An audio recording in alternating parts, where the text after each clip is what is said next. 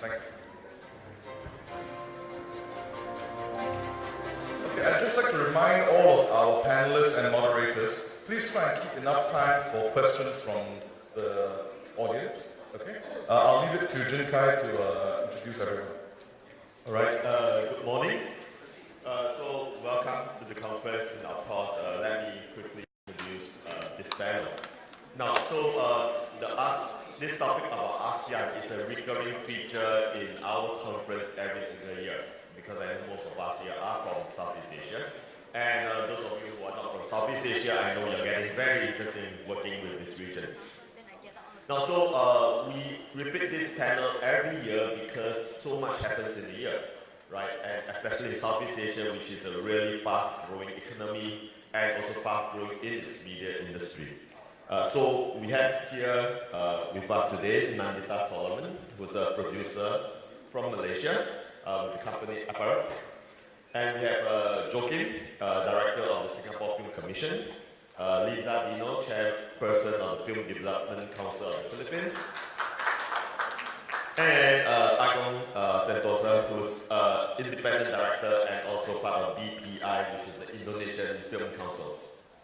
Now, so we want to keep this session short because the speakers will have other engagements, so we will, I know you may have other questions later, but we will just catch them after the session is over.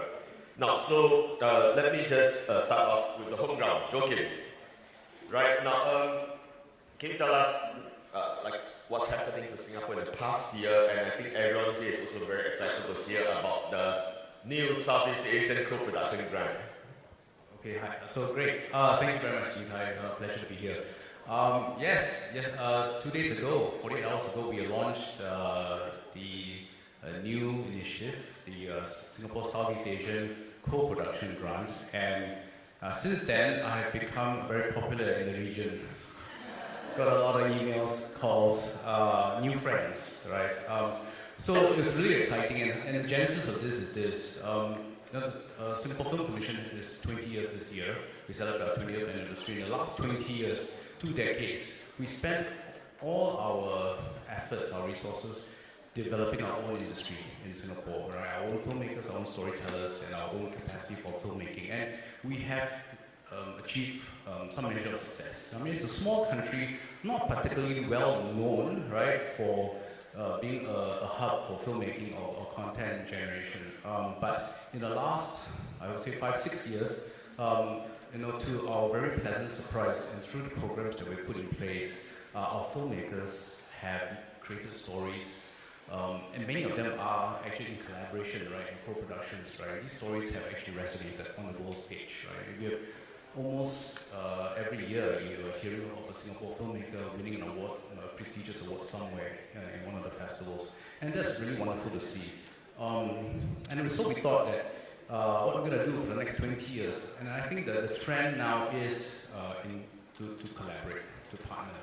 And that's something that we believe firmly, that Singapore's relevance to the region and relevance to the world is certainly finding great storytellers, great filmmakers, right, in the region, in the world, right, and we're co-producing, bringing these stories out to the world, giving an opportunity for that. So, and to support that, we did launch the Southeast Asian Co-Production Grant, right. In a way, we are signaling very strongly that for great stories, great storytellers in the region, right, we will be looking to support them financially. All right, thank you. Lisa, now, so I understand that you're celebrating 100 years of Philippine cinema. So 100 years is, of course, incredible number of years. Now, but what's the plan for the next 100 years, or the next 5 years? Well, you just came from a very exciting panel a while ago, and that's exactly what's happening in the Philippines. A lot of new trends being adapted by our local producers. They're understanding what's happening out there, and I think it's because of also the route that our local filmmakers have taken in terms of taking their films in international festivals. I think that was a very good gateway for them to understand that there is an international market, that there's an opportunity for their films to travel and to be to be distributed in different territories. It's going through an art house route, and I think the technology, the production value hasn't catch up yet. But there is a gateway, there is an opportunity for Philippine cinema to be consumed worldwide, and that is what we saw in FTCP. What we did was to really expose them. We participated in so many film markets and bringing our producers just to really get to be exposed to what's happening in the marketplace.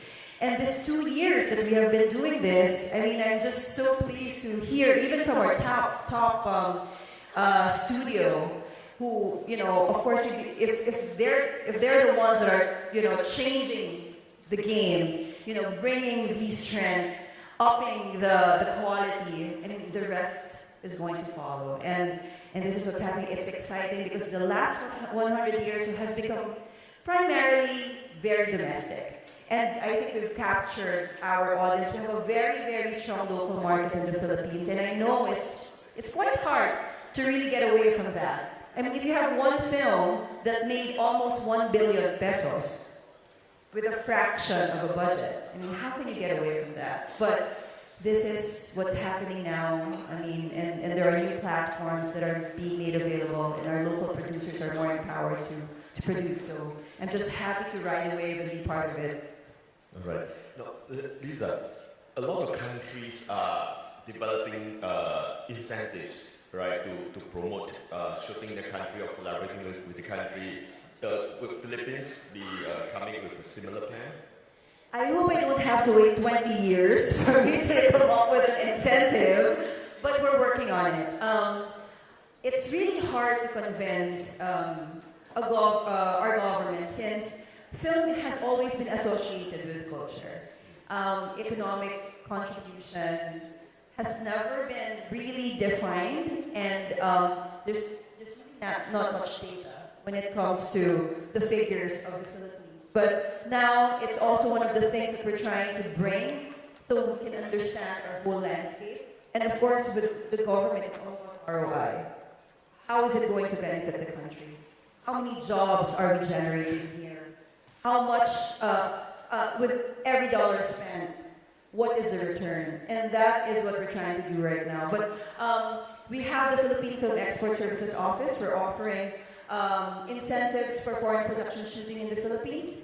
Case-to-case basis right now, but hopefully by next year we'll have a national incentive in place. I'm looking forward to that, but on our next ASEAN Trends talk, probably there is. Hopefully, yes. Okay. Now, Agong. Right. So, of course, you're the big brother of Southeast Asia. Indonesia is the biggest population. And I've been hearing a lot about the box office, about even a lot of platforms, OTTs wanting to co-produce in Indonesia. Can you give us a brief update on what's happening in Indonesia in the last year? And also, you run a Katara, right? Tell us a little bit about Katara, and tell us also about the incredible 300 entries you have. Okay, thank you. And this year is, of course, very exciting for us, and I think for the world, because of this digital, let's say, landscape, a new format and everything. And Indonesia is actually celebrating 20 years after especially in cinema, because of the death and the coma Indonesian cinema in the 90s, and the rise starting in the 1998, and now is 2018. And the past 3 years, the acceleration of film for cinema production is quite high. So this year we have already 200 titles produced only for cinema. Last year is 143 titles for cinema, and 4 years back it less than 100 titles film produced for cinema. Of course, with the genre, with the audience, last year the total audience tickets sold only for Indonesian movie in cinema is around 43 million tickets sold, and this year in November already touching the 50 million tickets sold in Indonesia for cinema only.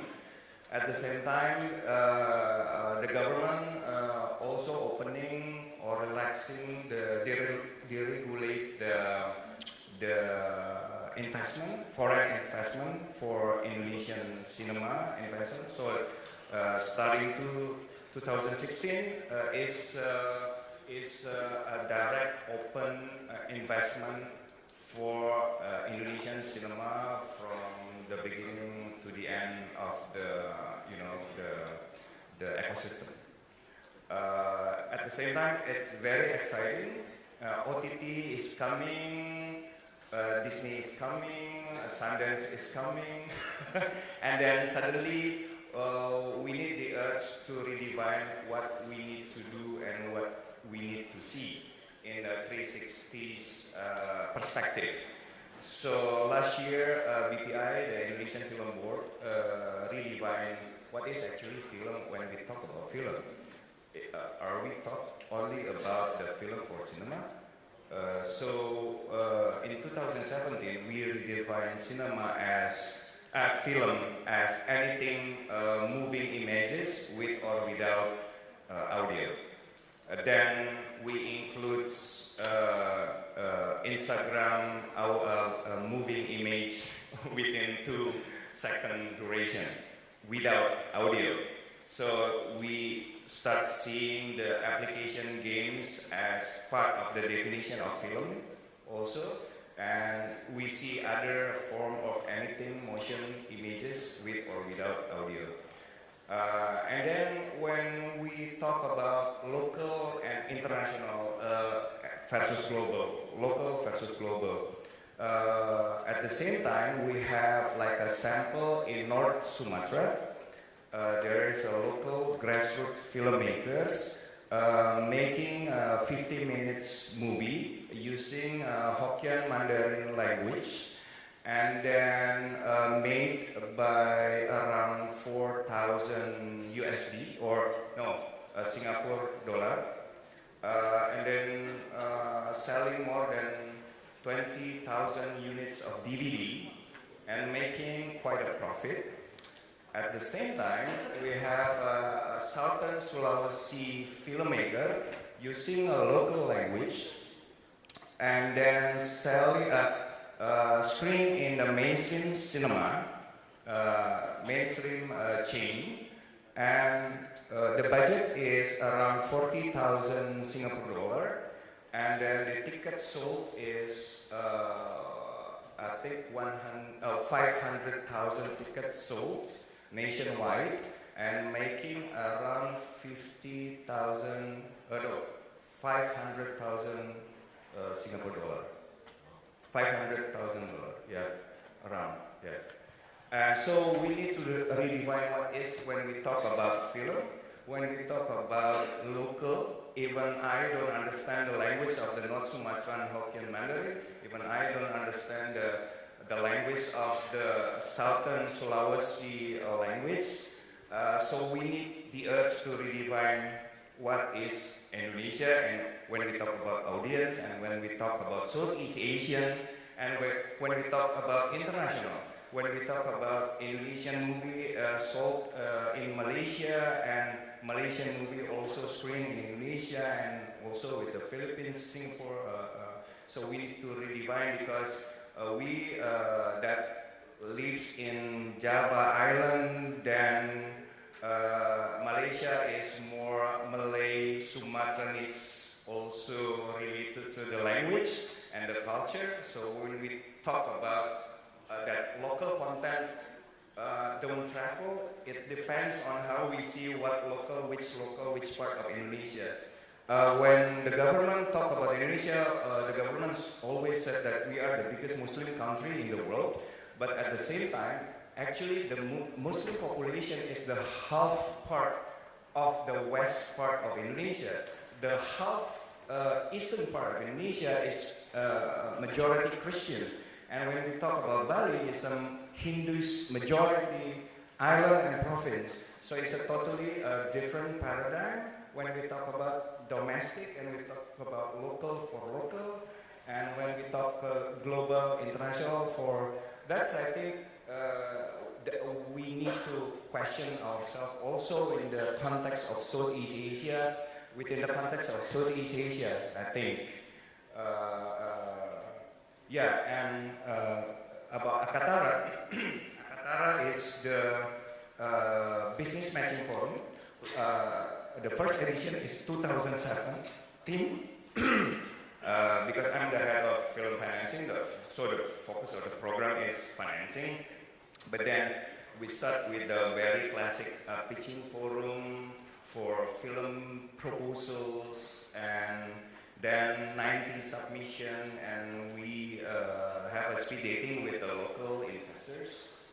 Then in 2008, this September, there were 348 proposal submission, 80% proposal for film production for cinema, the 20%. So we also open for the proposal for the non-production proposal, such as the business initiative for film school and business initiative for apps or websites initiative or any other cinema or whatever related to this ecosystem of the audiovisual ecosystem, because we think that with only 20 years and we need to build the ecosystem not only focus on the film production but also the infrastructures of Indonesian film ecosystem, because we have only less than 15 university offering undergraduate focus on cinema, and we don't have a film specific core offering master degree in cinema, 0, but we have a master degree filmmaker, not necessarily filmmaker, less than 10% focused on the master study from the perspective of film study and for the film, not the anthropological perspective, not the sociological perspective. So we push also the investment of the film school or any education initiative, and also in the cinema or the exhibition. But then we agree that we need to, at this digital era, we need to de-romanticizing the cinema, but at the same time we are embracing the cinema. So kind of. Thank you. Right. So Nandita, can you tell us about Malaysia? What's the trends recently? And I heard that there's been a lot of breakout hits year after year, right? So what's the reason for this? Okay, well, I think many of you may be aware, but Malaysia had a revolution this year where we overthrew a government through the ballot box, right? So that's a huge change, a regime change after 60 years. And so there's some good things, and some things are taking a bit of a hit, and that might be some of the film-related infrastructure. So right now there's a new minister, and they're re-looking at everything, at FINAS, the National Film Development Board, and the who's running it, and all those kind of things. But interestingly enough, without that kind of institutional framework, we're seeing the craziest box office that we've ever had. We've never had local films. Okay, our population is 30 million, 30 plus, so it's kind of like the population of Jakarta for one country, right? And we're 5 million. And we've never had a local film that crossed $5 million US. But this year we've had 3 films, and maybe 4 ones in the cinema right now, that have crossed $10 million US. And that's quite normal. Every year you have films like Transformers, Fast and Furious that make like $15 million US in this small population. So we love our cinema, but we haven't really been watching the local films as much. So this was a huge transformation that we're having. And the interesting thing to note is that all these films are kind of known IPs and by more well-known production companies. So the production values were a bit higher. And then in terms of traveling, quite a few of those films also released regionally. So in Indonesia and Singapore, for the first time, I think they did quite okay. Normally it's really difficult to penetrate, everyone always says Malaysia and Indonesia, the language is kind of the same, but actually it's just not close enough. And then in Singapore as well, there's kind of a bit of a stigma against Malay films, but I think this time they're all doing pretty well. So we're very excited about what's going to happen in the future. In terms of government incentives, they only have the filming rebate, which there's a bigger allocation for filming in Pinewood and Johor, and there's a little bit left for the rest of the country. And so we're waiting for the announcements next year. I think by the end of this year or early next year, that's when the government's been doing a lot of homework how to move forward with our film industry. And in the meantime, what we're seeing is the film industry, who before, because there was a lot of funding in Malaysia for film, but I don't think it translated. I mean, it's great to hear all of you talk about strategy and direction and definition of cinema. I mean, these are conversations that we're not quite yet having in Malaysia, but hopefully moving forward we can. So what do you think is the reason for this, for breakout hits? This is my personal opinion. I think it has a lot to do with the election and the change. And I think that people suddenly feel free. Because people haven't been spending. Yeah, in the last 3 years you could feel it, especially in Kuala Lumpur. It was tight with the GST and life was tough. And now everyone's just happy. I think it's as simple as that. When people are happy, we watch films. When people are sad, we watch films too. And like I said, they're known IP, and the film production quality was good, high level. Yeah. I was also very encouraged to hear that a lot of films are now exporting regionally, right? And this is something I've been thinking a lot about. Right? Previously, I think in, let's say 5 years ago, 10 years ago, we'll hear once in a while a Thai film gets exported regionally, but seldom films from the other countries in ASEAN. And now we're seeing that there's more and more of this happening. Right? And the other thing that I've been thinking is this. So typically when we watch a European film, right, we see at the end, the credit roll, you see many, many countries, just on one European film. And I also been wondering, can this happen in ASEAN one day? Right now, what do you all think needs to happen for this to happen on our films? Just to actually think about international co-production and not, because the Philippines has a very unique system of funding. I mean, we just get private equity and it's just coming from one production company. And that's always been the case, even for our local producers. The independent production companies would always also secure funding just from their own production. So the idea of actually, putting together a financial plan with different funders, with different investors, is very, very new to the Philippines. And it's all these creative producers that are going out there and understanding the system that Europe has, the system that other countries has, in terms of putting together, co-producers to produce one film, putting together funding to produce a better quality film. I think it's only in this recent years that it's really trickling here in Asia, in Southeast Asia specifically. And but we're catching on, and I think what is important right now, and I hope, and that is the goal for us ASEAN nations, is to really keep the funding regionally. Because the problem now, I mean, I see this, it's not really a problem, but it can be a problem because a lot of our Southeast Asian producers are securing funding from the European funds, from European grants. I mean, we have all the talent here in Asia. We have all the talent among, our neighbors here. And why can't we keep the funding regionally so we can stay true also to the stories that we have? Because, of course, if you have international producers, if you have producers coming from these European countries, I mean, there are always opportunities for our storytelling to be geared towards that market. It's not a bad thing. Maybe if that's the intention, then that's good. But if there's a way that all of the ASEAN nation, if there's a funding coming from the ASEAN to empower and encourage our filmmakers to make their films and do it together, I think that's when we can see all these ASEAN countries in one film and working together. But funding is always the challenge. Singapore has a lot of money. But I think it's not just the funding, it's also especially audience.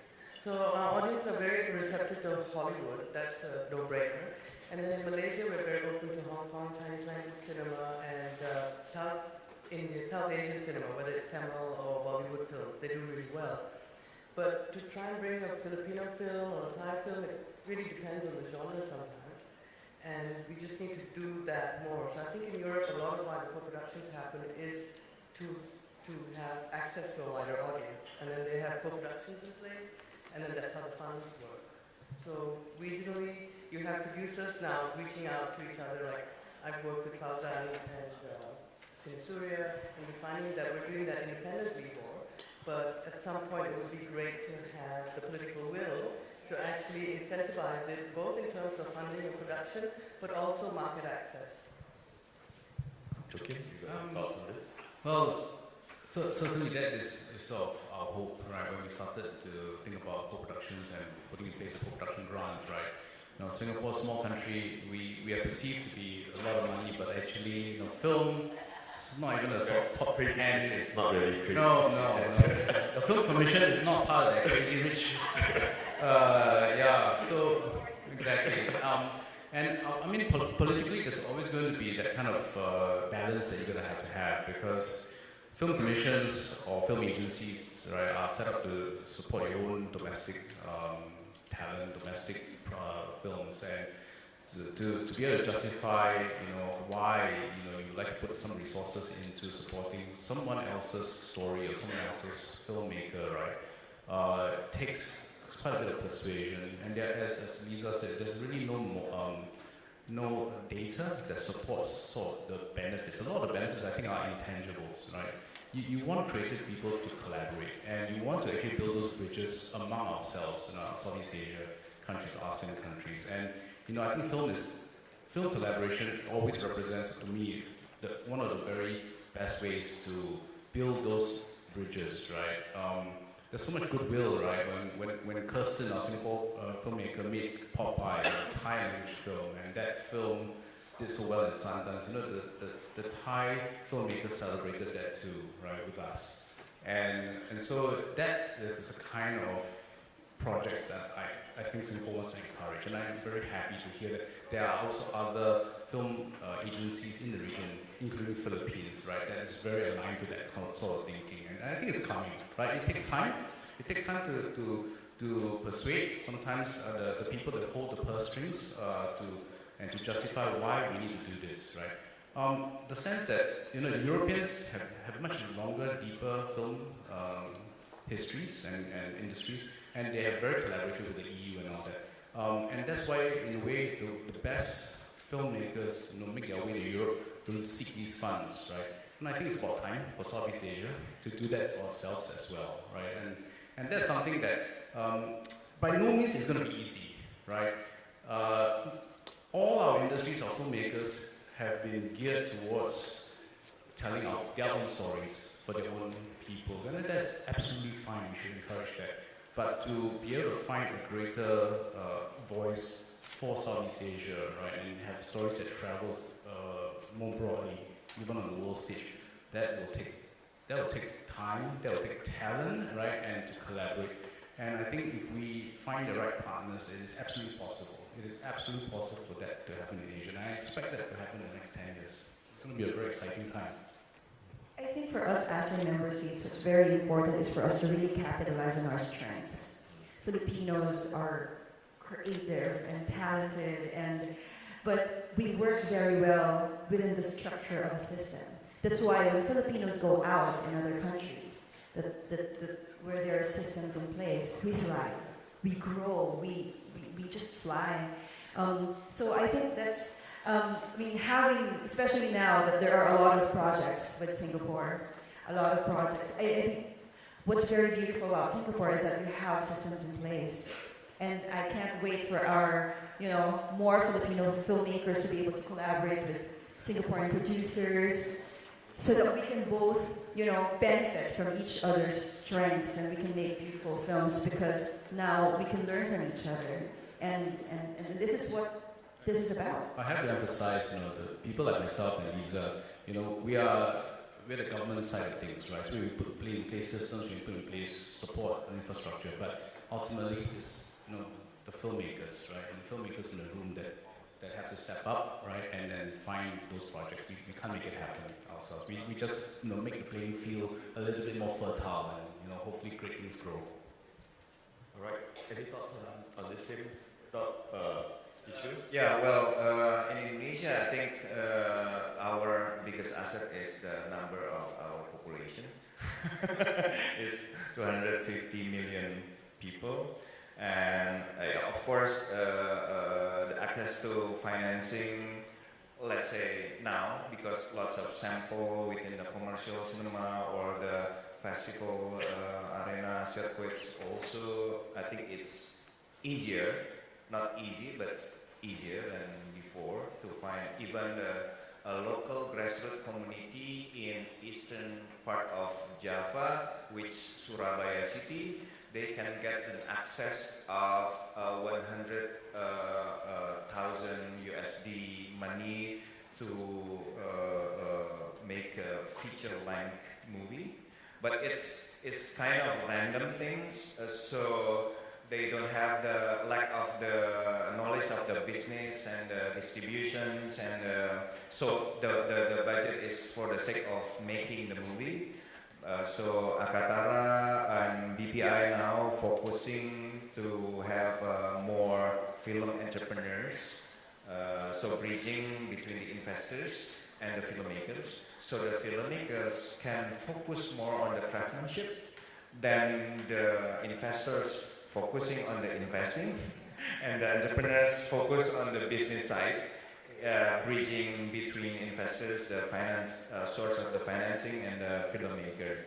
Because now majority, even the film producers like Timothy Miros, Mana, they are think from the beginning of the zero money financing and script development and making the marketing strategy, and then doing the actual shooting, acting like a line producers, and then going abroad, selling the movie to the festival. Like by statistic in Indonesia, film producers spending 70% on within a year looking for the financing, only spending 30% of time within a year doing the craftsmanship and film production.